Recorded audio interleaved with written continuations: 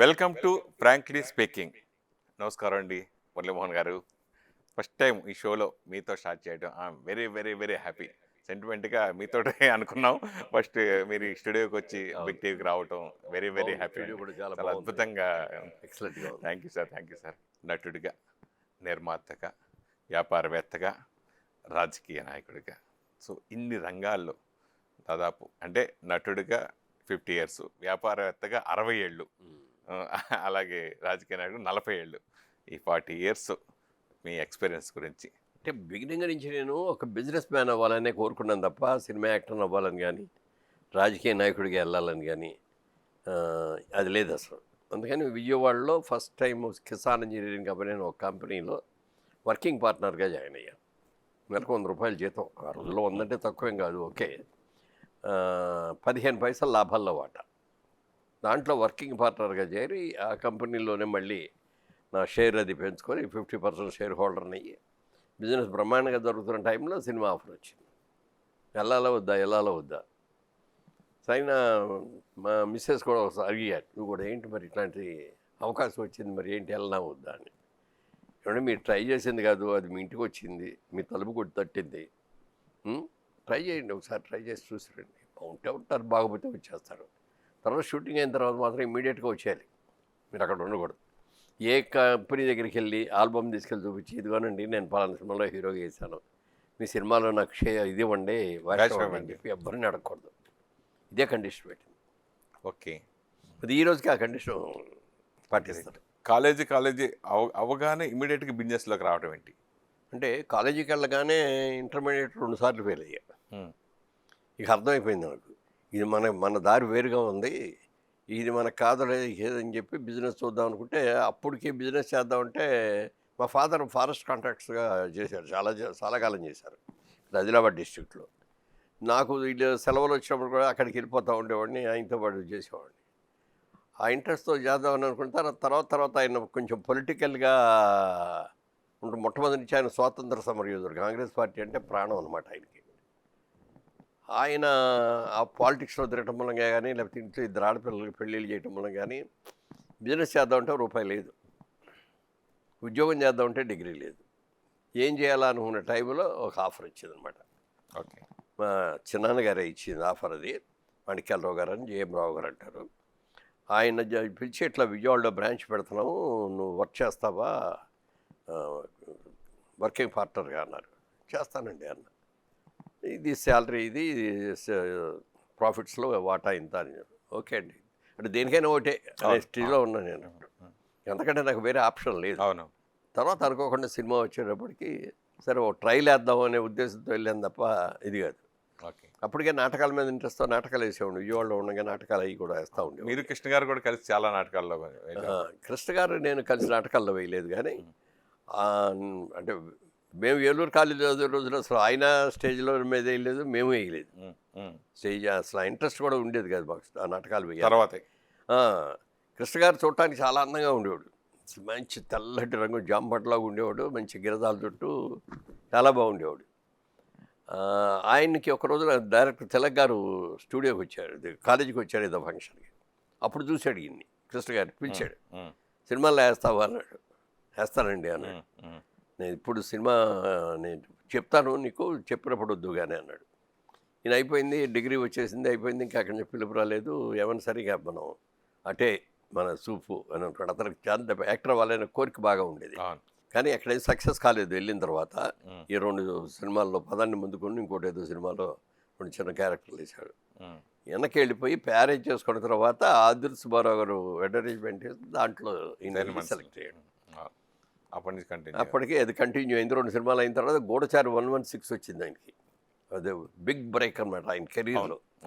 ఇక ఇవన్నీ చూసి అక్కడి నుంచి ఇక ఒక యాక్షన్ హీరోలాగా తిరగలేదు. మీరు తర్వాత నటుడు అయిన తర్వాత పొలిటికల్ ఎంట్రీ అంటే నాకు మొదటి నుంచి కూడా ఐఎమ్ అగైనెస్ట్ ఫర్ పాలిటిక్స్. ఇది ముఖ్యంగా సినిమా వాళ్ళు అనేవాళ్ళు అందరికీ కామన్గా ఉండాలి. ఇప్పుడు నేనేదో ఒక తెలుగుదేశం పార్టీ వెళ్ళాను నేను.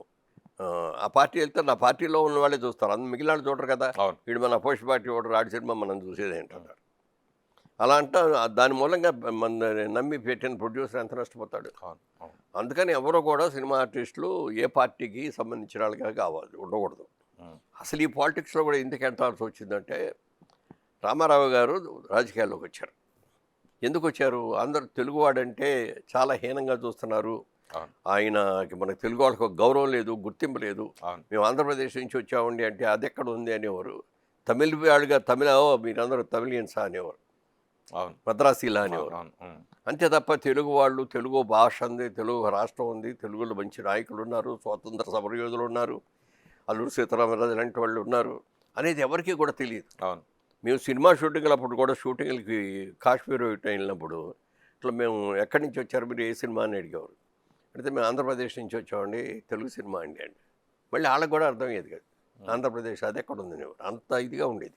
ఓకే ఓకే ఇవన్నీ విన్న తర్వాత అప్పుడు ఆ, ఇక్కడ మనం ఓట్లేసి గెలిపించుకున్న ఎమ్మెల్యేలు కూడా ఎవరు సీఎం ఉండాలనేది కూడా అధిష్టానం దగ్గర నుంచి సీల్డ్ కవర్ వచ్చేది, ఉమ్, వాళ్ళే చీఫ్ మినిస్టర్. అవును అవును అలా ఎన్ని ఉండి చాలాసార్లు జరిగినాయి. సంవత్సరంలో 3 మంత్రులు మారిన, ముఖ్యమంత్రులు మారిన సందర్భాలు కూడా ఉన్నాయి. ఆ టైంలో ఎన్టీ రామారావు పుణ్యళ్ళు చేసాం సినిమా చాలిక, ఉమ్, ఇక నుంచి ప్రజల కోసం చేద్దామని చెప్పి అప్పుడు పార్టీ పెట్టి దిగాడు. ఓకే ఓకే ఓకే దిగి కాకి బట్టలు వేసేసుకొని ఆ పాత కారు అది అవును చైతన్య రథం దానికి అవును, పేరు పెట్టి అవును, బైక్ అప్పట్లో బాగా. లైట్లు అన్నీ పెట్టి దాంతో బయలుదేరాడు. అవును అవును ఆయన అట్లా వచ్చేటప్పుడు ఏలూరు దగ్గరలో పెదపాడులో అప్పుడు మేము పిచ్చి పంతులో నువ్వు సినిమా తీస్తున్నాం. ఉమ్, రామారావు వస్తున్నారని తెలిసింది. షూటింగ్ కూడా మధ్యలో ఆపేసేసి అందరం అక్కడికి వెళ్ళి కూర్చున్నాం. ఆయన స్పీచ్ అయిపోయింది. అయిన తర్వాత మమ్మల్ని చూసి పిలిచారట. వెళ్ళాము, వ్యాన్లో కూర్చున్నాం. ఇదేంటి ఇక్కడ ఉన్నారు అన్నాడు. షూటింగ్ కోసం వచ్చామండి, నేను, రావు గోపాలరావు గారు, సత్యనారాయణ గారు, గిరిబాబు గారు, కవిత, ఇంకెవరో వచ్చారు, అందరు కలిసి వెళ్ళి, మాధవి అంతా. వెరీ గుడ్, బాగా చేసుకునేది ఇది అన్నారు. సార్ మీరు ఇంత అన్నీ వదిలేసుకొని మీరు వచ్చారు రాజకీయాల్లోకి, మేమేం చేయగలం చెప్పండి సార్, మీరు ఏం చేయమంటే అది చేస్తామండి అని. ఉమ్, అంటే అప్పుడు ఆయన అన్నాడు, నేను ఇందిరాగాంధీకి వ్యతిరేకంగా దిగాను, అన్నిటికీ తెగించి వచ్చాను. రేపు ఏదైనా జరిగితే నాకు ఒక్కడికే జరగాలి తప్ప నా మూలంగా మీకెవరికే జరగకూడదు, మీరు ఎవరు రావద్దు. ఆ రోజుల్లో ఎవరైనా శత్రువులు ఉంటే ఇన్కమ్ ట్యాక్స్ రైడ్లో ఇదో అదో ఇది చేసి చాలా హంగామా చేసేవారు. అవును అందుకని ఆయన రావద్దు అన్నాడు. ఉమ్, ఆయన ఒకరోజు ఫోన్ చేసి, బ్రదర్ ఎక్కడున్నారు అన్నాడు. ఉమ్, సరే చెన్నైలోనే ఉన్నానండి అన్న. రేపు మార్నింగ్ ఒకసారి రాగలరా అన్నారు. వస్తానండి అని వెళ్ళా. ఏం లేదు బ్రదర్, మన పార్లమెంట్ ఎన్నికలు జరుగుతున్నాయి కదా, రాజమండ్రి నుంచి మీరు పోటీ చేస్తే బాగుంటుంది అనుకుంటున్నాం, మన వాళ్ళందరూ కూడా మీ పేరే సజెస్ట్ చేస్తున్నారు అన్నారు. సార్ నేను పాలిటిక్స్కి వ్యతిరేకం సార్, నేను మీరంటే అన్నీ త్యాగం చేసి వచ్చారు, ఈ స్టేజ్లో నేను అన్నీ త్యాగం చేసి రాలేనండి, ఇప్పుడిప్పుడే అప్కమింగ్ హీరోని నేను, పైగా ఈ స్టేజ్లో వచ్చి పిల్లలు ఇంకా సెటిల్ అవ్వలేదు, నేను ఇంకా సెటిల్ కాలేదు, ఐఎమ్ సారీ అండి ఏముంది. లేదు బ్రదర్ ఆలోచించండి, 4 రోజులు టైం ఇవ్వండి సార్ అని 4 రోజులు అయిన తర్వాత వెళ్ళి, ఉమ్, క్షమించండి సార్, నేను ఒక పార్టీ కార్యకర్తగా ఉంటాను కానండి, నాకు నాయకత్వంగా ఒక్కర్లేదండి. ఇట్స్ ఆల్ రైట్ బ్రదర్, అర్థం చేసుకున్నా, కావాలని పిలిచినా కూడా నువ్వు వద్దన్నావు, నిజం చెప్పావు, ఓకే ఫ్రాంక్లీ స్పీకింగ్. అదే okay okay thank you. So అట్లా అయిపోయాను. తర్వాత మళ్ళీ ఇంకోసారి ఫోన్ చేసి, ఫిల్మ్ డెవలప్మెంట్ కార్పొరేషన్ చైర్మన్గా నువ్వు ఉంటే బాగుంటుంది అనుకుంటున్నావు. ఆ రోజు నాగేశ్వరరావు కూడా ఉన్నారు, ఇద్దరు పక్క పక్కనే కూర్చొని ఉన్నారు. అయితే సార్ నాకు వద్దు సార్, నాకంటే పెద్దవాళ్ళు చాలామంది ఉన్నారు కావాలనుకుని కోరుకుంటూ వాళ్ళు. ఎవరా పెద్దవాళ్ళు అన్నారు. సార్ రామానాయుడు గారు ఉన్నారు, పెద్ద ప్రొడ్యూసరు, లేకపోతే దాసరి నారాయణరావు గారు ఉన్నారు, పెద్ద డైరెక్టరు, అలాంటి వాళ్ళకి ఇస్తే బాగుంటుందండి, నాకేదే ఉందండి, మీరు నాకు ఇచ్చిన ఈ పని తెలుగుదేశాన్ని చేశాను కాబట్టి కాదు, నాకు వద్దండి నిజంగా, వాళ్ళకి ఎవరికైనా పెద్దవాళ్ళకి ఇస్తే గౌరవంగా ఉంటుంది.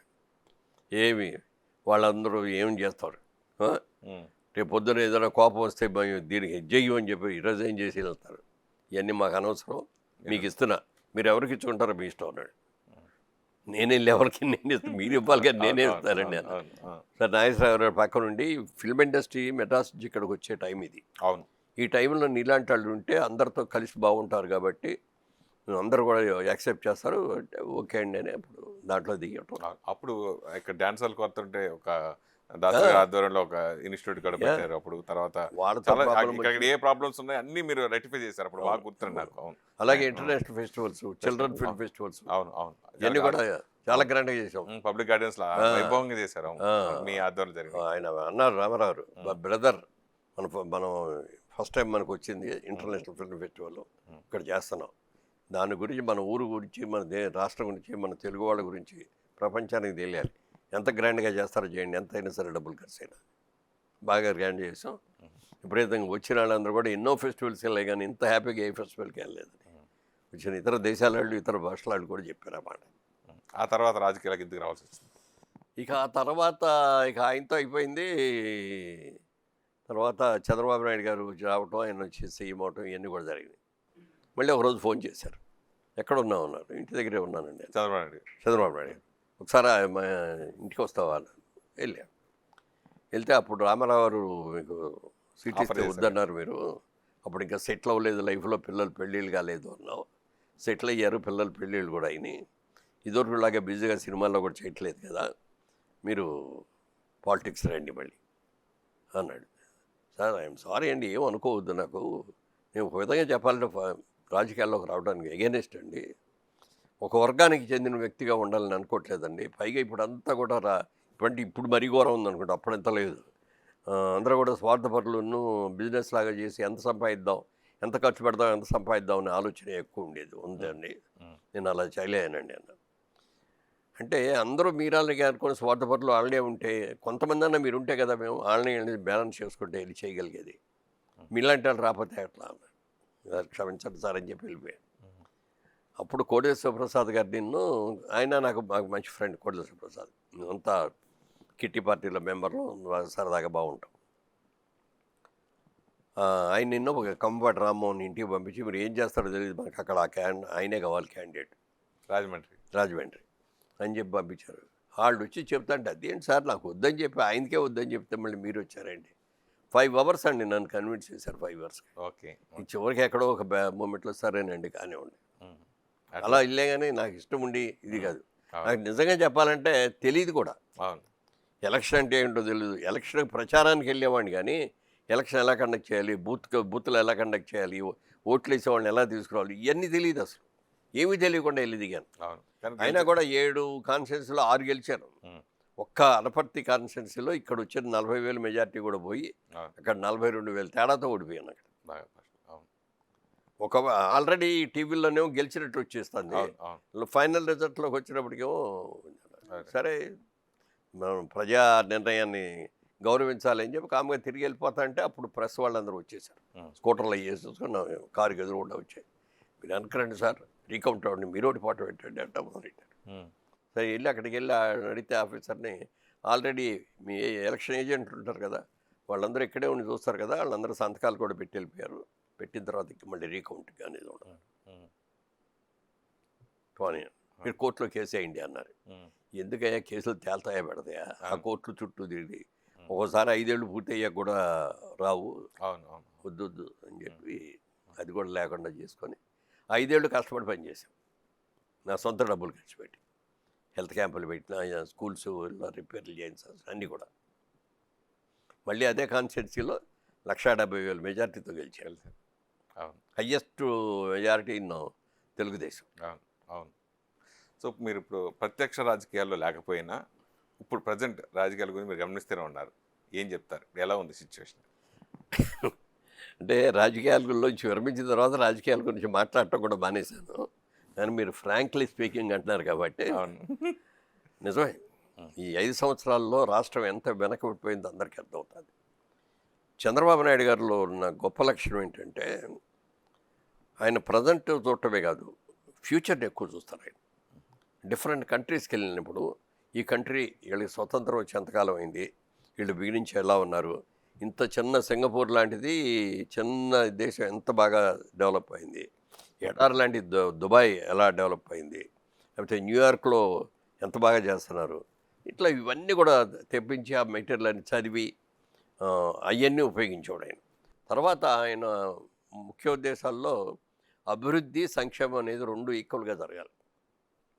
అభివృద్ధి ముందు నడిచి సంక్షేమం లేకపోతే అట్టడుగు వాళ్ళందరూ కూడా చాలా ఇబ్బంది పడిపోతారు, వాళ్ళకి పెన్షన్లు రాక. అందుకని ఓన్లీ సంక్షేమం చేసుకెళ్తే ఎద్దు వెనక్కి పెడతాం, ఇది అభివృద్ధి అనేది. కానీ ఇది డామినేట్ చేసింది కదా సార్ ఆయన అన్నింటిలో. అదే అందుకని 2 ఎడ్లు కూడా సమానంగా నడిచేటట్టు చేయాలి తప్ప సంక్షేమం ఉండాలి, అభివృద్ధి ఉండాలి. అవును. అలా అభివృద్ధి కోసం ఎన్నో చేశాడు.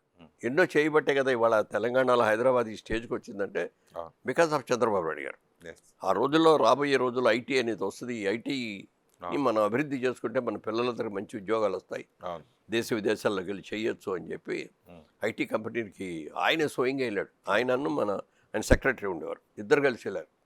వెళ్ళి మైక్రోసాఫ్ట్ వాళ్ళని అడగాలి, అసలు అది పెద్ద కంపెనీ కదా వరల్డ్లో అని చెప్పి వాళ్ళ దగ్గరికి వెళ్తే ఇంటర్వ్యూ కూడా లేదన్నారు వాళ్ళు. కాదని నేను ఆంధ్రప్రదేశ్ నుంచి వచ్చాను, ఇండియాలో ఒక స్టేట్ సీఎంని ఆయన కలుసుకోవాలి, నేను బిజినెస్ గురించే మాట్లాడాలి, అందుకని వచ్చాను అన్న. ఉమ్. సరే ఆయనతో వెళ్ళి మాట్లాడితే సార్ రేపు రమ్మను అన్నట్టు ఉన్నారు. నెక్స్ట్ డే 3 గంటలకే ఇచ్చారు. 15 నిమిషాలేనండి మీకు టైం, 15 నిమిషాల తర్వాత మీరు కంటిన్యూ చేయకూడదు, మీరు చెప్పదలుచుకొని 15 నిమిషాలు చెప్పండి, అవగానే వెళ్ళిపోవాలి, ఆయనకి వేరే మీటింగ్లో ఉన్నాయి. ఓకే అండి కూర్చొని ఆయన చెప్పడం మొదలుపెట్టిన కాడిచి అసలు వీడు ఆపకుండా నాన్ స్టాప్గా చెప్పేస్తాడు. ఈ లోపల ఆయన సెక్రటరీలు వచ్చారు, వచ్చేస్తే వాళ్ళందరినీ వెళ్ళిపోమని చెప్పి డోంట్ డిస్టర్బ్ అన్నట్టు సైగ్ చేశాడు. గంటన్నర సేపు ఆయన కంటిన్యూస్ చెప్పాడు. ఓకే. బాగా ఇన్స్పైర్ అయిపోయాడు బిల్ గేట్స్. కన్సిడర్ అయ్యి నేను ఎక్కడ ఇతర దేశాల్లో మాకు బ్రాంచీలు లేవు, అన్నీ అమెరికాలోనే ఉన్నాయి, ఈ ఫెటాల్ నేను పెట్టదలుచుకుంటే మాత్రం మొత్తం ఇండియా వచ్చి అది కూడా హైదరాబాదే వచ్చి హైదరాబాద్లోనే పెడతాను అన్న మాట నిలబెట్టుకొని ఆయన అలాగే ఇక్కడికి వచ్చాడు. ఎప్పుడైతే మైక్రోసాఫ్ట్ లాంటి పెద్ద కంపెనీ వచ్చేసిందో మిగిలిన వాళ్ళందరూ పరిగెత్తుకొచ్చారు. అవును. అవును. అవును. ఇన్ని కంపెనీలు వాళ్ళు వచ్చినాయంటే అవును. వీటన్నిటికీ కారణం ఇది. అట్లా అభివృద్ధి సంక్షేమం రెండు కూడా దృష్టిలో పెట్టుకొని చేస్తున్న వ్యక్తి ఇది. ఇవాళ ఉన్న మన సీఎం గారు అభివృద్ధి కుంటుపడింది, సంక్షేమం ఎక్కువ. ఇప్పుడు ఆ సంక్షేమం గెలిపిస్తుందని నమ్మకంతో నమ్మకంతోటే ఉన్నారు.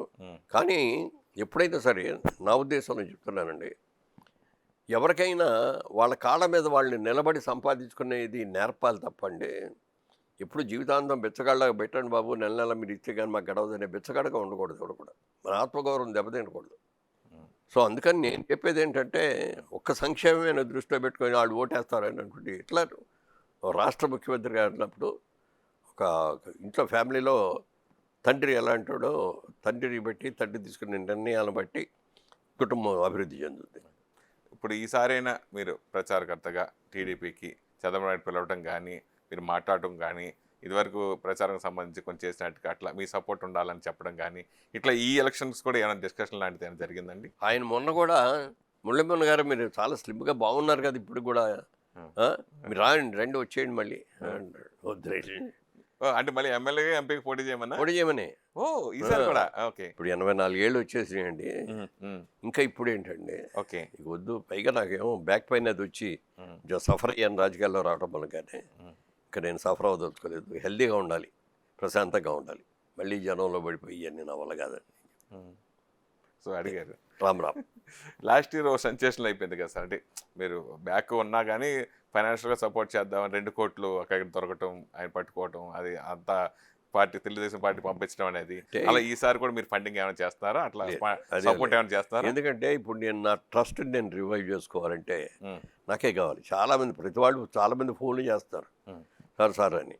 నేను ఇంతవరకు ఏ పార్టీకి కూడా ఇది ఇవ్వలేదండి, మీరు ఏమనుకోవద్దు. ఇప్పుడున్న లెక్కల్లో మేము ఇచ్చే 10 రూపాయలు మీకు ఎన్నో నేను ఎవరికి ఇవ్వలేదండి. తెలుగుదేశం ఇన్నాళ్ళలో తెలుగుదేశానికి కూడా ఇవ్వలేదు, దయచేసి నన్ను ఎవరు అడగద్దు అని చెప్పి. లాస్ట్ టైం 2 కోట్లు బాగా అలరైంది కదా సార్. అది మా ఎలక్షన్ కోసం డబ్బు తీసుకురావడానికి మా వాళ్ళు తీసుకొస్తా అంటే పట్టుకొని అరెస్ట్ చేశాడు. అది అవును అవును అది కేసు అయింది అనుకోండి. అది ఎలక్షన్లో పార్ట్ ఆఫ్ ఇట్. వాళ్ళు డబ్బులు లేకుండా ఎవరన్నా ఎలక్షన్ చేయగలరా? చేయలేదు. డబ్బులు తీసుకెళ్ళాలి, తప్పదు. ఏది మామూలు ఖర్చులకు కూడా రోజు ఒక కార్యకర్త జై కొట్టాలంటే కూడా వాటికి డబ్బులు ఇవ్వాలి. ఇప్పుడు కొత్తగా ఇప్పుడు కూటమి బీజేపీ, జనసేన, టీడీపీ కలిసి చేయడం గురించి సీనియర్ నాయకుడికి మీరు ఏం చెప్తారు? అంటే 3 కలవటం అనేది చాలా మంచి పద్ధతి అండి. ఎందుకంటే అపోజిషన్ ఓటు చీలకుండా ఉండలేదు, నెంబర్ 1 మెయిన్ పాయింట్ అండి. నెంబర్ 2 ఈ కూటమిలో బీజేపీ కూడా ఉండటం అనేది రేపు డెఫినెట్గా మళ్ళీ మోడీ గారే ప్రధానమంత్రి అవుతాడు, అదే గవర్నమెంట్ వస్తుంది, ఇందులో డౌట్ లేదు. వాళ్ళతో మంచి ర్యాపో లేకపోతే మనకి ఇది ఉండదు. ఇప్పుడు ఎన్డీఏలో ఉన్నాం, ఎన్డీఏ పార్టీ అనేటప్పటికీ బీజేపీలో ఉన్నట్టే లెక్క. వాళ్ళ ఈయనైనా పవన్ కళ్యాణ్ గారైనా చంద్రబాబు నాయుడు గారైనా ఎవరైనా సరే ఎన్డీఏలో ఉన్నామంటే అధికార పక్షంలో ఉన్నట్టు లెక్క. రేపు ఈయన ఫండ్స్ తెచ్చుకోవాలన్నా, ప్రాజెక్ట్స్ తెచ్చుకోవాలన్నా వాళ్ళకి అడ్వాంటేజ్ వస్తుంది. తర్వాత ఈ కూటమి వచ్చిన తర్వాత అండి లా అండ్ ఆర్డర్ కూడా మొన్నటిదాకా బాగాలేదు. ఇప్పుడు స్ట్రైట్ అయిపోతారు. ఎందుకంటే ఏదైనా తప్పు జరిగిందంటే వాళ్ళ ఉద్యోగాలకి వాళ్ళకే జీవితాలకే మోసం వస్తుంది సంగతి తెలుసు. అవును. ఆ విధంగా కూటమి అంటే మంచిదే, it's doing a good job. మన వాళ్ళు కూడా అందరూ కూటమి అని చెప్తున్నారు తప్ప తెలుగుదేశానికి ఓటేయండి ఇది మా ఎన్డీఏ కూటమికి అంటే ఇప్పుడు కూటమి గెలుస్తుందంటారా? డెఫినెట్గా గెలుస్తుంది నా ఉద్దేశం. చంద్రబాబు నాయుడు గారు జైల్లో పెట్టడం ఆ సంఘటన అప్పుడు మీరు ఒక పార్టీ నాయకుడిగా మీరు ఎలా ఫీల్ అయ్యారు? ఆయన్ని అరెస్ట్ చేయడం చాలా మంచి పని చేశారు. ప్రజల సానుభూతి ఎంత వస్తుందో తెలుసుగా. అది ఇప్పుడు వర్కౌట్ అవుతుందండి? డెఫినెట్గా ఉందా అది? యా. Okay okay. అంత పెద్ద వ్యక్తిని, ఆ వయసులో ఉన్న అతన్ని, రాష్ట్రాన్ని ఇంత అభివృద్ధి చేసిన వ్యక్తి, కాంట్రవర్సీ ఉంటే ఉండొచ్చు, అది వేరే విషయం. బట్ ఇవాళ రోజున తెలంగాణ ఈ స్టేజ్లో ఉందన్న ఆయన కదా కారణం. ఆంధ్రప్రదేశ్లోకి వచ్చేటప్పటికి ఏమైందంటే అప్పుడు మన క్యాపిటల్ లేదు, అసలు రాష్ట్ర విభజన జరగటమే దురదృష్టకరం. అలాగే జరిగింది, అది జరగటం కూడా. సరే ఏదైతే అయింది. మనకు రాజధాని లేదు, ముందు రాజధాని కట్టుకోవాలి. పోలవరం ప్రాజెక్ట్ ఎప్పటి నుంచో ఎన్నో ఏళ్ళగా కళ, అది చెయ్యాలి అని చెప్పి ఆ రెండు మెయిన్గా పెట్టుకున్నాడు ఆయన. అమరావతిని అద్భుతమైన క్యాపిటల్, వరల్డ్ వైడ్గా నిర్మించుకునేటువంటి క్యాపిటల్ కట్టాలి. ఆ క్యాపిటల్తో పాటు అది పూర్తవ్వాలి. ప్రతి వాళ్ళు కూడా పిల్లలకి అందరూ కూడా మంచి ఉద్యోగాలు ఇచ్చేట్టుగా కొన్ని ఇండస్ట్రీస్ మనకి ఆంధ్రప్రదేశ్లో ఈ చెప్పుకోదగ్గ ఇండస్ట్రీస్ ఏం లేవు. ఒక కియా మోటార్ లాంటివి అట్లాంటివి పెద్దవి ఉన్నాయి కొన్ని, అవి కూడా చంద్రబాబు నాయుడు గారు ఉండగా తీసుకొచ్చింది. డెఫినెట్గా ప్రజలు కూడా గుర్తించారు జరిగిన తప్పులు. ఒకసారి వన్ ఛాన్స్ ఒక్కసారి నాకు ఛాన్స్ ఇవ్వను ఇచ్చి చూశారు, అందరూ డిసప్పాయింట్ అయ్యారు. అందుకని ఈసారి యునానిమస్గా బ్రహ్మాండమైన మెజారిటీస్ తోటి గెలుస్తారు, అందులో డౌట్ లేదు. వ్యాపారవేత్తగా మీకు వారసులు ఉన్నారు, అయితే సినిమా రంగంగా వారసు మురళీమోహన్ తర్వాత వారసులు ఎవరు? నా పిల్లల్ని నువ్వు ఇదవ్వు, లేకపోతే నువ్వు ఇది చదువు, నువ్వు ఇలాగే ఉండాలి, ఇదిగో నేను చెప్పిన అమ్మాయినే పెళ్లి చేసుకోవాలి, ఇట్లాంటివి అసలు మా ఇంట్లో లేదు. వాళ్ళు ఏ రంగంలో వాళ్ళకి ఇంట్రెస్ట్ ఉంటే ఆ రంగంలోకి పంపించేటివే. పొలిటికల్గా మీ కోడలు మళ్ళీ తీసుకొచ్చి మళ్ళీ తర్వాత ఎందుకు మళ్ళీ దూరం అయ్యారంటే? పొలిటికల్గా కూడా వాళ్ళకే ఇష్టం లేదు, అమ్మాయికి ఇష్టం లేదు. కాబట్టి నాకు ఫస్ట్ టైం ఓడిపోయినందుకు సెకండ్ టైం వాళ్ళందరూ కూడా వచ్చి ప్రచారం చేశారు. ప్రచారాలన్నీ కూడా బాగా సక్సెస్ అయినాయి. రూప మా డాక్టర్లా తనకు కొంత పొలిటికల్లో ఇంట్రెస్ట్ ఉంది. ఆవిడ శ్రీలంకలో కూడా ఉమెన్ వెల్ఫేర్ గురించి చాలా ఇది చేసి చాలా ప్రాజెక్టులు అవి చేసి వచ్చింది. ఓకే, అనుభవంతో చేయాలని అనుకుంది. బట్ ఆ వేవ్లో ఆవిడ కూడా కొట్టుకుపోయింది. ఈ వద్దులేమ్మా, మనకి నీ ఆరోగ్యం కూడా కొన్ని ప్రాబ్లమ్స్ ఉన్నాయి, రాజకీయాల్లోకి వెళ్ళి నువ్వు తిరగటం మొదలు పెట్టావంటే, తను కూడా బిజినెస్ స్టార్ట్ చేసుకుంది. ఆ బిజినెస్ స్టార్ట్ చూసుకో, ఈ అమ్మాయి పెళ్ళి ఒక్కతే కూతురు వాళ్ళకి, ఈ ఇయర్ ఎండింగ్లో పెళ్ళి, చక్కగా అది చూసుకో హ్యాపీగా. మళ్ళీ రాజకీయాలను అడ్డుపడిపోయి ఇంట్లో ఆవిడ ఒక్కతే ఇంట్లో ఉండి. ఇప్పుడు కిరవాణి గారు అబ్బాయికి, కిరవాణి గారు అబ్బాయికి శ్రీసమ్మ. సో ఎప్పుడే ఎంగేజ్మెంట్ ఎప్పుడండి అది? ఎంగేజ్మెంట్ నవంబర్లో అండి. ఓకే, పెళ్ళి ఏమో డిసెంబర్లో. ఎలా వాళ్ళిద్దరు ప్రేమించుకున్నారు? ఆ మ్యారేజ్ ఎలా? వాళ్ళు చెప్పేవరకు అసలు మాకు తెలియదు ఎప్పుడు వాళ్ళు. అంటే మన జగపతి రాజేంద్ర ప్రసాద్ గారి మనవరాలు ఉంది, ఆ మనవరాల్ని రాజమౌళి గారి అబ్బాయికి ఇచ్చి పెళ్లి చేశారు. అవును. మా అమ్మాయిను ఆ అమ్మాయి బాగా క్లోజెస్ట్ ఫ్రెండ్స్ అనమాట. ఓకే, ఆ ఫ్రెండ్స్తో అక్కడికి వెళ్ళిన తర్వాత వాళ్ళందరూ కలవటం, తమ అమ్మాయి బిహేవియర్ చూసి చక్కగా ఉంది, బాగుంది, డీసెంట్గా మాట్లాడతాను, అట్లాంటి ఇంప్రెషన్తో వచ్చింది. తర్వాత వాళ్ళు ఎక్స్పెక్ట్ చేయలేదు. ఓకే, ఇద్దరు ప్రేమించుకుంటున్నారు, పెళ్లి చేసుకున్నారు. సడన్గా చెప్పింది, ఓకే అమ్మ బాగానే ఉంది, నీకు నిజంగా ఇష్టమేనా అంటే నిజంగా ఇష్టమేనా. ఓకే, అని డౌట్ లేదని ఎప్పటి నుంచి ప్రేమిస్తున్నారు? 1 సంవత్సరం నుంచి ప్రేమించుకుంటున్నాం. ఓకే అని అన్ని తర్వాత మా కాన్ఫిడెన్స్ వచ్చాకే మీకు చెప్తున్నాం అన్నారు. ఓకే, మీరు వాళ్ళ ఇంటికి వెళ్ళి మాట్లాడటం అయినా వెళ్ళి అడిగాను, ఏమంటే మీరు ఓకే చెప్పారని కూడా తెలిసింది, మా అమ్మాయి కూడా మా ఇంట్లో కంటే ఎక్కువ మీ ఇంట్లోనే ఎక్కువ ఉంటుంది, సరే ఏదైనా ఓ పద్ధతిగా వచ్చి అడగాలి కదా, ఒక ఆడపిల్ల ఫ్యామిలీగా మేము వచ్చి అడుగుతున్నామండి, మా అమ్మాయిని మీ ఇంటి కోడలుగా చేసుకోండి అని అడిగాం. సార్ మీరు ఎంత మాట మాట్లాడతారేంటండి, మా ఉద్దేశంలో వాళ్ళిద్దరికి పెళ్ళి అయిపోయింది అనుకుంటున్నాం మేము. ఓకే, మీ ఇంటికి వస్తాం రావటం తను కూడా వచ్చేసాను. ఓకే అండి, ఓకే ఇప్పుడు చెప్పొద్దండి, నేను అడగటం మా ఇది అడిగాం, వెళ్ళిపోతాం. మీకు నిజంగా నచ్చిందని అనుకుంటే మా ఇంటికి రండి, మీరందరూ మా ఇంటికి వచ్చి మీ అమ్మాయిని మా కోళ్ళగా చేసుకుంటాం, మాకు అందరికీ ఇష్టం, మనస్ఫూర్తిగా చేసుకుంటాం అని చెప్పి అమ్మాయికి బొట్టు పెట్టి చీర పెట్టి ఆ రోజు చేసింది. అది ఆ విధంగా అడిచాడు. Marriage date marriage December 14th. ఓ డేట్ కూడా ఫిక్స్ డేట్ కూడా ఫిక్స్ సో అయింది. ఇప్పుడున్న వాళ్ళలో నాకు తెలిసి మీరే ఇండస్ట్రీ పెద్ద అంతే. మీరే అనుకోవచ్చు. అవును. సో ప్రస్తుత ఇండస్ట్రీ గురించి మీరేం చెప్తారు? అద్భుతమైన డైరెక్టర్లు వచ్చారు, అద్భుతమైన టెక్నీషియన్స్ వచ్చారు. ఆర్టిస్టులను చూస్తుంటే ఒక్కొక్కరు చేసేదాన్ని చూస్తుంటే అబ్బా ఇంత అద్భుతంగా చేస్తారు. ఇప్పుడు కొత్తగా వచ్చిన వాళ్ళు కూడా ఇంత బాగా చేస్తారు. ఆ రోజుల్లో మనం దారిలో పట్టడానికి 10 సినిమాలు అయితే కానీ రాలేదు. మొదటి సినిమాకి ఇంత బాగా ఎలా చేస్తారు అంటే ఒక ఎక్స్పోజర్ వచ్చేసింది అందరికీ కూడా. ఇదివరకు ఎప్పుడో సినిమా ఫిల్మ్ ఫెస్టివల్కి వెళ్తే కొద్ది సినిమాలు అదర్ లాంగ్వేజ్లు చూసేవాడు, లేకపోతే మన తెలుగు సినిమాలు, లేకపోతే ఇక్కడ మ్యాక్స్ అయితే హిందీ సినిమాలు చూసేవాడు. అంతకు తప్ప ఏముండేది కాదు. అంటే సినిమా ఎక్స్పోజర్ లేదు. ఇప్పుడు ఇంటర్నెట్ వచ్చేసిన తర్వాత ఎక్కడికి ఏది కావాలంటే చూడగలుగుతారు వరల్డ్ వైడ్గా. సో ఆ ఎక్స్పోజర్ ఎక్కువ వచ్చేటప్పటికి బ్రహ్మాండంగా చేసేస్తారు. సిస్టమ్స్ కూడా మారిపోయినాయి, కథలు మారిపోయినాయి.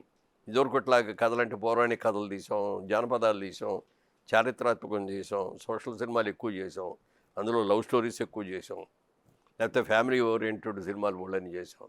ఇవాళ ఆ ట్రెండ్ పోయింది అసలు. పాన్ ఇండియా సినిమా అనేది ఇంటర్నేషనల్గా తెలుగు ఇండస్ట్రీ ముందుకు వెళ్ళినా కానీ బాగా పాపులర్, అదొక శాపంగా మారిందని కొందరు అంటున్నారు. దాని గురించి మీరేమంటారు? అంటే సినిమా ఇదివరకు ఇండస్ట్రీ మనకి కేవలం తెలుగు రాష్ట్రాల్లో తప్ప ఇంకెక్కడ ఆడేది కాదు. అప్పుడు ఇంకా డివిజన్ కూడా జరగలేదు కదా. ఆంధ్రప్రదేశ్ అంటే తెలంగాణ, ఆంధ్రప్రదేశ్ రెండు కలిపే తెలుగు సినిమాలు ఇక్కడే ఆడాయి. పక్కన తమిళనాడులో కూడా అన్ని ఇచ్చేవారు. తెలుగు వాళ్ళు పర్సెంటేజ్ చాలామంది ఉన్నా కూడా మరి ఎందుకు శాప్టైజ్ చేశారో తెలియదు కానీ తెలుగు సినిమాలకి థియేటర్లు కూడా ఇచ్చేవారు కదా ఎవరు. అక్కడ పోయింది. కర్ణాటకలో కొంతవరకు ఇచ్చేవారు, బాగానే ఉండేది. సైమల్టేనియస్ రిలీజ్ చేసాం కర్ణాటక కూడా. ఇక నార్త్ ఇండియాలో నుంచి ₹1 లేదు, ఒరిస్సా నుంచి ఎక్కడ లేదు, ఏమీ లేదు. అంటే పరిమితం. మన market is very limited market అన్నమాట. అందుకనే రామారావు, నాగేశ్వరరావు ఇద్దరు కలిసి ఒక నిర్ణయం తీసుకున్నారు. ఆ రోజున మన పరిశ్రమ చాలా చిన్నది, మనం నువ్వు కంటే నేను ఎక్కువ తీసుకోవాలి, నాకంటే నువ్వు ఎక్కువ తీసుకోవాలి, మనం పోటీ పడి రెమ్యునరేషన్ పెంచామనుకో మనలాగే హీరోయిన్లు పెంచేస్తారు, క్యారెక్టర్ యాక్టర్ పెంచుతారు, కామెడీలు అందరూ పెంచేస్తారు. మన సినిమా ప్రొడ్యూసర్ తట్టుకోలేడు. మన చిన్న ఇండస్ట్రీ మంది, ఈ చిన్న ఇండస్ట్రీని ప్రొటెక్ట్ చేయాలని చెప్పి ఇద్దరు కలిసి ఒక అండర్స్టాండింగ్కి వచ్చి 50,000 కంటే మనం ఎక్కువ తీసుకోకూడదు సినిమాకి. రిజిస్ట్రేషన్ పెట్టేసుకునేవారు. అట్లా రిస్ట్రిక్షన్ పెట్టుకున్నారు. 50,000 వాళ్ళు పెట్టేటప్పటికి అందరూ కూడా ఎవరు ఉండే లిమిట్లో వాళ్ళు ఉండిపోయారు. వాళ్ళు హీరోయే 50,000 తీసుకుంటారు, మాకు 40 ఉండంటే ఎవడు ఇస్తాడా? ఇవ్వడు కదా. అట్లా ఇది చేశారనమాట. సో ఇవాళ ఇండస్ట్రీ ఏముందంటే మీరు చెప్పినట్టుగా ఈ తెలుగు సినిమా ఇక్కడ మాత్రమే ఉండేది. తెలుగు సినిమా ఇవాళ వరల్డ్ వైడ్ అయింది, అన్ని దేశాలకు వెళ్తుంది. ఎన్ని పెద్ద హిట్లు అయినాయి. గుర్తింపు పెరిగిపోయింది తెలుగు సినిమాలంటే. వీళ్ళు మంచి స్టోరీ, మంచి సినిమాలు తీస్తున్నారు, టెక్నీషియన్స్ బాగున్నారు, బ్రహ్మాండంగా చేస్తున్నారు, మనం కూడా ఇక్కడ చేయాలి అని. అలాగే హిందీ యాక్టర్లు కూడా ఇవాళ తెలుగు సినిమాలో ఎవరైనా వచ్చి క్యారెక్టర్ ఇది అని అడిగితే వెంటనే రెండో మాట చెప్పకుండా ఒప్పుకుంటున్నారు. అవును, దొరికాడు తెలుగు సినిమాలు మేము చేయటం హిందీ ఆడో అన్నట్టు ఉండేవారు. అవును. అంటే ఇప్పుడు ఈ పాన్ ఇండియా సినిమా వల్ల తెలుగు ఆర్టిస్టులకి వేషాలు దొరకకుండా పోతున్నాయి అంటున్నారు కదా సార్, దాని గురించి ఏమంటారు? అది నిజంగా నిజం. పాన్ ఇండియా అని కాదు కానీ అంటే పాన్ ఇండియాకి వచ్చేటప్పటికి ఏముందంటే ఒక తమిళ యాక్టర్, ఒక మలయాళం యాక్టర్, అన్ని లాంగ్వేజ్లో పెట్టడం మూలంగా ఇక్కడ లాంగ్వేజ్లో ఉన్న వాళ్ళకి అట్లా దొరకట్లేదు. పైగా ఈ సినిమా తెలుగు సినిమాని నమ్ముకొని ఇక్కడ ఉన్న వాళ్ళందరూ కూడా పని లేని వాళ్ళు అయిపోయారు. మూవీ ఆర్టిస్ట్ అసోసియేషన్కి గొప్ప గౌరవాన్ని తెచ్చిపెట్టిన ఏకైక వ్యక్తి మురళీమోహన్ గారని అందరూ చెప్తున్నమాట. సో దాని గురించి 0 నుంచి స్టార్ట్ అయ్యాం. మరి అప్పుడు చిరంజీవి గారు ప్రెసిడెంట్గా, నేను సెక్రటరీగా ఉండి, ఫౌండర్ ప్రెసిడెంట్ సెక్రటరీగా ఉండి మా అందరి జేబుల్లో డబ్బులు తీసుకొని డబ్బులు ఖర్చు పెట్టుకొని చేసాం. ఆ రోజున మాకేమి ఇది లేదు, మెంబర్షిప్ లేదు, ఏమీ లేదు. 0 నుంచి స్టార్ట్ చేశాం. కాబట్టి ముందు అనుకున్నది ఏంటంటే మన ఆర్టిస్టులకి ఎవరికి కూడా అనారోగ్యంగా ఉండి దెబ్బతింటానికి వీల్లేదు అని జనరల్ ఇన్సూరెన్స్ చేయించాం. ఒకవేళ పొరపాటున చచ్చిపోయి యాక్సిడెంట్ అయ్యానే ఏదైనా జరిగి చచ్చిపోతే కూడా అమౌంట్ 5 lakhs అంతా కూడా వచ్చేటట్టుగా చేసాం. ఫస్ట్ చేసింది అదే. తర్వాత సినిమా ఆర్టిస్ట్, ఏ ఆర్టిస్ట్ కూడా చనిపోతే ఒక అనాథశవంలాగా వెళ్ళకూడదు. మన మూవీ ఆర్టిస్ట్కి సంబంధించిన వ్యక్తి ఎవరైనా చనిపోతే మన అందరం కూడా కలిసి వెళ్ళి అంతిమయాత్ర కలిసి చేయాలి, గ్రాండ్గా చేయాలి. పెద్ద హీరోలకు వెళ్తారు, పెద్ద ఆర్టిస్టులకు వెళ్తారు, కానీ చిన్నాళ్ళు పోయిన వాళ్ళు కూడా వెళ్ళాలి మనం అని చెప్పి అది పెట్టుకున్నాం. అది చాలా సక్సెస్ఫుల్గా చేసాం. తర్వాత ఫండ్ ఎట్లా కలెక్ట్ చేయాలి అనే దాని మీద క్రికెట్ మ్యాచ్లు పెట్టాం. దాని మూలంగా మన నలుగురు హీరోలు 4 టీములుగా చేశారు. ఏదైనా ఒక 3 కోట్లు అప్పటికి బిల్డింగ్ కడదాం అనే దానికి ఉంచాం. సైట్ కొనాలి అంటేనేమో మనం డబ్బంతా దానికి అయిపోద్ది. ముందు సైట్ అనేది గవర్నమెంట్ కనుక ఇచ్చేటట్లయితే మన దగ్గర ఉన్న 3 కోట్లు తీసుకొని మిగిలిన హీరోలందరూ కూడా తలకాసి ఇవ్వండి అంటే అందరూ ఇస్తారు. వాటితో చేద్దామని అనుకున్నాం అనమాట. ఆ సైట్ కోసం ట్రై చేసాం. రాజశేఖర రెడ్డి గారిని అడిగాం, ఇవ్వలేదు. తర్వాత అంతకుముందు ఉన్న వాళ్ళని అందరిని అడిగాం, చూద్దాం ఇద్దామన్నారు, కానీ ఎవరు ఇవ్వాలి. రాజశేఖర రెడ్డి గారి దగ్గరికి కూడా వెళ్ళేటప్పుడు నేను చెప్పా, ఏమండి నేను వద్దులేండి, మీరు వెళ్ళండి, ఎందుకంటే నేను నన్ను చూడగానే ఒక అపోజిషన్ అని చూసినట్టు చూస్తారు, పందెం కూడా జరగదు, మీరు వెళ్ళండి అంటే అందరు కలిసి వెళ్దామన్నారు. లేదు నేను రాను, ఒకవేళ వచ్చినా కూడా నేను వెనక బెంచ్లో కూర్చుంటాను, ఆయన నన్ను చూసి ఇరిటేట్ అవ్వకూడదు, అది అన్నట్టుగా ఇట్లా చెప్పాయి. ఆయన చాలా బాగుంటారు, ఆయన నాతో ఎక్కడికి వెళ్తున్నా మురళీమోహన్ గారు ఎలా ఉన్నారంటూ షేక్ హ్యాండ్ అవన్నీ చేసేవారు. సరే నేను వెనక బెంచ్లో ఉన్నాను, వీళ్ళందరూ మన వాళ్ళందరూ హీరోలు ముందు కూర్చున్నారు. చెప్పారు, ఇట్లా మాకు 1 ఎకరం అక్కడ ఫిల్మ్ ల్యాండ్ ఉంది కదండి, డెవలప్మెంట్ కార్పొరేషన్ కింద, అందులో 1 ఎకరం ఇస్తే మా దగ్గర ఉన్న డబ్బులతో కట్టుకుంటామండి. అదిగో రియల్ ఎస్టేట్ టైకూన్ మురళీమోహన్ గారు అక్కడ కూర్చొని ఉండగా మీరు వచ్చి మమ్మల్ని అడగటం ఏంటి, ఆయన ఇవ్వలేడా, మీ అందరికి కూడా ఇవ్వగలిగిన క్యాస్ట్ ఉంది అని చెప్పి నో అని చెప్పకుండా ఇట్లా ఎగతాళిగా చెప్పారు, అవమానించారు అక్కడ. అవమానించారు. సరే అయింది. తర్వాత ఇక బయలుదేరదాం అనుకునేటప్పటికి అందరూ లేచిపోయారు. నేను వెళ్ళేది ఒక్క నిమిషం సార్, ఒక్క ఫోటో దిగుదాం, ఇంతమంది హీరోలకు వచ్చారు ఇక్కడ, మీ ముఖ్యమంత్రి గారి మధ్యలో ఉండగా మేము అందరికి తీర్చుకుంటే బాగుంటుందండి అంటే టైం లేదని చెప్పి వెళ్ళిపోయాను. ఫోటో కూడా ఇవ్వాల. ఇంతమంది హీరోలు వెళ్తే ఫోటో కూడా ఇవ్వలేదండి. టైం లేదు, అర్జెంట్, వెళ్ళిపోతాం. ఎంతసేపు పడుతుంది ఫోటో? అవును అవును. మీ ప్రభుత్వం ఉండగా ఇప్పుడు ముఖ్యమంత్రి అంతా బిజీగా ఉండకుండా ఎట్లా ఉంటారండి? అవును అంతే కదా. ఎంత బిజీగా ఉన్నా ఇంతమంది ఆర్టిస్టులు వచ్చినప్పుడు ఇది ఒక అకేషన్. అది మాకే కదా, ఆయన కూడా గొప్ప ఇది. ఆ ఫోటో ప్రచారంలోకి వెళ్ళి జనంలోకి వెళ్ళేటప్పటికి ఇండస్ట్రీ అందరూ ముఖ్యమంత్రి గారి దగ్గర వచ్చి ఉన్నారు అనుకుంటే అలాగే మంచిది కదా. దాని మూలంగా ఏం చెడ్డ పేరు రాదు కదా మీకు. అంటే మీ టీడీపీ ప్రభుత్వం ఉండగానే మీరు బిజినెస్ డెవలప్మెంట్ బాగా చేసుకున్నారని బాగా టాక్ ఉండేది సార్, దాని గురించి అసలు నిజం ఏంటి? ఫ్రాంక్లీ స్పీకింగ్ చెప్తాను సార్, ఇవాళ చెప్పండి. చెప్తాను. చంద్రబాబు నాయుడు గారి దగ్గర పార్టీ నేను రాజకీయంగా 1 సెంటు నేల కూడా తీసుకోలే. ఎన్టీ రామారావు దగ్గర కానీ చంద్రబాబు నాయుడు దగ్గరికి నేను ఏ వ్యాపారం చేసినా కూడా వాళ్ళకి తెలియదు అప్పట్లో. ఇప్పుడు తర్వాత తెలిసింది వేరే విషయం. నేను రియల్ ఎస్టేట్ వ్యాపారం మొదలుపెట్టినప్పుడు నేను పిలిచింది ఇద్దరినే పిలిచాను. ఒకళ్ళు అక్కినేని నాగేశ్వరరావు గారు, 2 కె రాఘవేంద్రరావు గారు. వీళ్ళిద్దరినే పిలిచి మీరు వచ్చి కొబ్బరికాయ కొట్టండి అని ఫస్ట్ ప్రాజెక్ట్కి ఆయనతో కొబ్బరికాయలు కొట్టి చేసాం. అప్పటి నుంచి ఇప్పటి వరకు ఎవరిని దేనికి ముహూర్తం రండి అని కూడా నేను మామూలుగా వెళ్ళిపోయి పూజ అలవాటు కాబట్టి పూజ చేసేసి కొబ్బరికాయ కొట్టేస్తాం, స్టార్ట్ చేసేస్తాం వర్క్. రియల్ ఎస్టేట్ చేసేవాడికి కూడా ఫ్యూచర్ ఎక్కడ బాగుంటుంది, మన దగ్గర కొనుక్కున్న వాడికి రేట్లు ఎట్లా పెరుగుతాయి, పనికిరాని చోట ఎక్కడో దూరంగా తీసుకెళ్ళి కొంటే అది అభివృద్ధి చెందదు అని ఆలోచించి ఫ్యూచర్ ఏమిటి అని ఆలోచిస్తే జూబ్లీ హిల్స్ దాటిన తర్వాత అసలు ఏమి ఉండేది కాదు. అసలు జూబ్లీ హిల్సే బిగినింగ్లో ఏముండేది కాదు, అది తర్వాత డెవలప్ అయ్యింది. దాని ఎక్స్టెన్షన్ ఏమీ లేదు సిటీ గ్రో అవటానికి. అప్పుడు మేము ఆలోచించాం అనమాట. శిల్పారామం ఒక్కడే ఉంది అప్పుడు, ఇంకేం లేవు. శిల్పారామం పక్కనే ఒక ప్రాజెక్టు మేము చేసాం. మేము 750 రూపాయలకి అమ్మాం గజం ఆ రోజు, ఉట్టి 750 రూపాయలు. ఇవాళ 2 లక్షల నుంచి 3 లక్షల దాకా ఉంది గజం. ఎంత బెనిఫిట్ పొందినట్టు. పూలెమ్మ పాలమ్మాను ఈ అమ్మాయినని చెప్పేసి మల్లారెడ్డి గారు చెప్తున్నట్టుగా మురళీమోహన్ ఇన్ని కోట్లు అధిపతి ఎలా అయ్యారు? ఫ్రాంక్లీ స్పీకింగ్ ఇంకొకటి కూడా, అందరూ నా దగ్గర చాలా 100 కోట్లు 1000 కోట్లు ఉన్నాయని అనుకుంటారు. It's not correct. మేము చేసే వ్యాపారం పూర్తిగా 100% వైట్ చేస్తాం. దాదాపుగా ఇప్పుడు 40% ట్యాక్స్ కడతాం మేము. తర్వాత అప్పుడు కూడా ఇన్ని ఉంటాయి. ఇప్పుడు అన్ని సొంత డబ్బులతోనే చేయలేం కదా. బ్యాంకుల నుంచి ఎన్ని తెస్తాం, ఎన్ని బ్యాంకుల నుంచి ఎన్ని కోట్లు తెస్తే ఈ ప్రాజెక్టులు కట్టగలుగుతున్నాం. సినిమా ఇండస్ట్రీకి సంబంధించి పెద్దగా దాసనారాయణ ఉండేవారు. సో ఆయన ఏ సమస్య వచ్చినా, చిన్న సమస్యలు, ఎవరికి ఏ ప్రాబ్లం వచ్చినా వెళ్ళి, చిన్న వ్యక్తి కూడా ఆయన ఎప్పుడు డోర్ ఓపెన్ వెళ్ళి సమస్య చెప్పుకుంటూ దాన్ని సాల్వ్ చేయడం, ఒకళ్ళు కాదరా ఎలా కాదరా కానీ ఆయన సెటిల్ చేసేసేవారు. వాళ్ళ శిష్యులు కానీ వీళ్ళు కానీ ఉండి, భర్తవాదారు లాంటి వాళ్ళు ఉన్నాయి, సెటిల్ అయిపోయేది, ఇమీడియట్గా అయిపోయింది. దాని తర్వాత మళ్ళీ చిరంజీవి గారు కొంతమంది ఇండస్ట్రీ పెద్దగా ఉండి మీరు అడిగారు, చాలామంది అడిగారు, కళ్యాణ్ గారు చాలామంది అడిగారు, కానీ లేదు ఇద్దరి మధ్యన తగ్గు వస్తే నేను తీర్చడానికి నేను ఉండను, ఇట్లా ఉండను చెప్పి ఆయన ఆటోమేటిక్గా పెద్దగా ఉండడానికి ఇష్టపడలేదు. అదే ఏమన్నారంటే, నేను ఇండస్ట్రీ పెద్దగా ఉండను కానీ ఇండస్ట్రీ బిడ్డగా ఉంటాను. ఇండస్ట్రీకి ఎప్పుడు ఏ సమస్య వచ్చినా నేను ఇన్వాల్వ్ అవుతాను, నేను చేయగలిగింది చేస్తాను, అంతేగాని పెద్దగా అక్కడ ఉండి నేనేం చేయలేను ఇవన్నీ నాకు చెప్పొద్దు అని. ఇప్పుడు మీరు అంటే ఇప్పుడు ఇండస్ట్రీలో పెద్ద వ్యక్తిగా అనుభవంలో కానీ ఏజ్ పరంగా కానీ మీరే మురళీమోహన్ గారే పెద్ద వ్యక్తి. మీరు ఎందుకు అలా పెద్దగా ఉండి ఇక్కడ ఉండే ప్రాబ్లమ్స్ మీరు ఎందుకు సాల్వ్ చేయడానికి ఎందుకు ఇష్టపడట్లేదు, ఎందుకు ఉండట్లేదు అంటే? అంటే ఏదైనానండి మన ఇండస్ట్రీ అంతా కూడా హీరోస్ వెనకే. ఎవరైనా ఓకే. హీరోస్ ఎటు లీడ్ చేస్తే అటు లీడ్ అవుతుంది. ఆ రోజున ఎన్టీ రామారావు గారు లీడ్ చేసిన, నాగేశ్వర గారు లీడ్ చేసిన, ఆ తర్వాత వచ్చిన కృష్ణ గారు, సోమన్ బాబు, కృష్ణరాజు వీళ్ళందరూ లీడ్ చేసిన, ఇప్పుడు మళ్ళీ యంగ్ హీరోస్ వీళ్ళందరూ లీడ్ చేస్తున్నా కూడా హీరోలు. ఇది పెద్దరికం అనేది ఒక పెద్ద ప్రొడ్యూసర్ అన్నవ్వాలి, ఒక పెద్ద డైరెక్టర్ అన్నవ్వాలి, ఒక పెద్ద యాక్టర్ అన్నవ్వాలి, అయితేనే చేయగలుగుతారు. రామానాయుడు గారు ఒక పెద్ద ప్రొడ్యూసర్గా ఆయన సక్సెస్ అయ్యాడు. దాసరి గారు ఆల్ ఇన్ ఆల్, ఆయన అలాగా ఆర్టిస్ట్గా కానీ, ప్రొడ్యూసర్ కానీ, డైరెక్టర్గా కానీ, కథకుడుగా కానీ అన్నీ ఆల్రౌండర్. ఆయన మొదటి నుంచి కూడా ఆయన వర్కర్స్ పక్షపాతి అనే పేరు ఉండేది ఆయనకి.